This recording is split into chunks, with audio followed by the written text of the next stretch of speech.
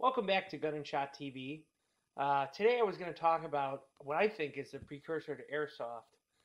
Now Airsoft's a pretty big thing. I'm not that big into Airsoft. I'd rather buy a real gun for the price Airsoft guns go for.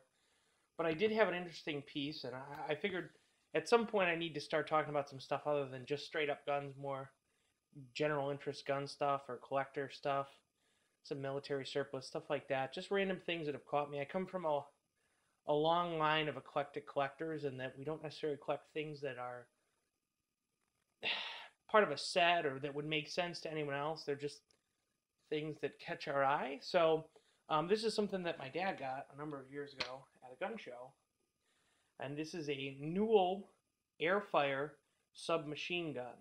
And these were made back in the 50s for all those kids who watched a few too many James Cagney movies and wanted their own Tommy gun. And how it works is the whole front end moves.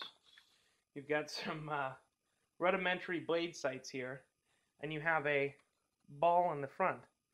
And when you move it, this piston rod right here runs through and pushes the ball out. And there's just a little rubber seal and a little spring so the ball stays tight on the seal. So it actually is pretty nice, and it does throw a ping pong ball pretty well. They did make a few different versions of this. There was one that looks more like a shotgun, and there was one that had a wider tube so you could shoot multiple balls at once. But this is pretty handy because you can shoot it, and then, much like a golf ball retriever, just shove it down and it'll pick up the ball and you can shoot it again. So if you see one of these, I think they go for about $100 on eBay now, and some of them are kind of ratty. It should have this, it was probably originally white, but now it's yellowed paint in the logo here, and you got to be careful because this is old Bakelite, so some of it will shrink or crack or have a bunch of stuff. This one, for some reason, has weathered the ages with very little damage other than some light scratches from kids playing with it over the years. But it's kind of neat, and it's got this faux wood grain, so it just looks just like the Tommy guns you'd see on TV, back in the 50s.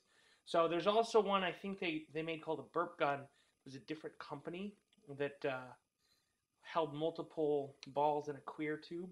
That's different, but those are the ones you generally see. But if you ever see one of these chilling, like this one, I would not put at 50s had I not looked it up.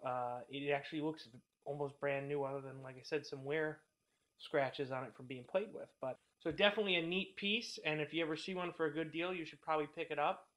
For Gun&Shot TV, this is Chris saying, "You dirty rat. You took my Tommy gun."